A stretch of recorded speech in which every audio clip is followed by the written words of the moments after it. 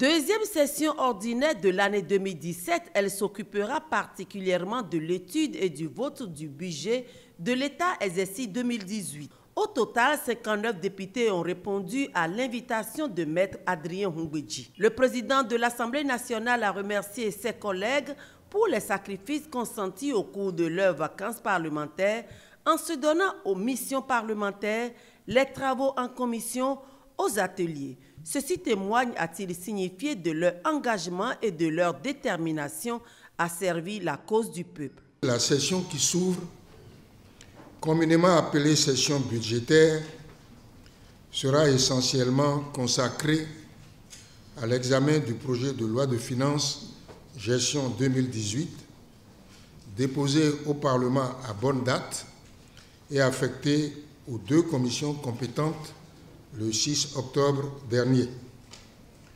Nous ferons cet examen avec le plus grand sérieux.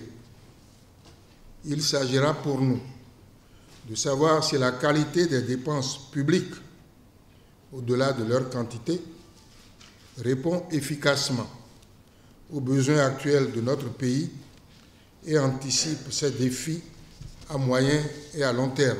C'était aussi l'occasion propice pour le président de la deuxième institution de l'État de rappeler la nécessité de conduire à la réalité la réforme du système partisan au Bénin. Le diagnostic étant fait, il importe de changer le visage pour un monde politique beaucoup plus réaliste et plus efficace.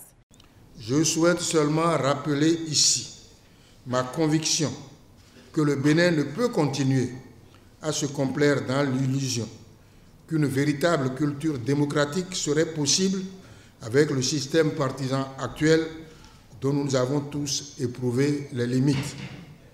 En m'exprimant devant vous, à l'occasion de mon investiture à la présidence de l'Assemblée nationale le 15 juin 2015, j'avais déjà clamé cette conviction et je n'ai eu cesse de la réitérer chaque fois que je l'ai jugé opportun. Je sais, chers collègues, que nous partageons tous le diagnostic sur l'état de notre système partisan qui est l'une des faiblesses de notre expérience démocratique. La session budgétaire se penchera aussi sur des dossiers brûlants tels que le projet de loi relative au code de nationalité, le projet de loi relative à la protection, l'aménagement et la mise en valeur de la zone littorale, le projet de loi relatif au code de nationalité béninoise, le projet de loi portant code pénal en République du Bénin, le projet de loi portant statut du barreau de la République du Bénin, le projet de loi portant loi organique sur le Conseil économique et social, pour ne citer que cela.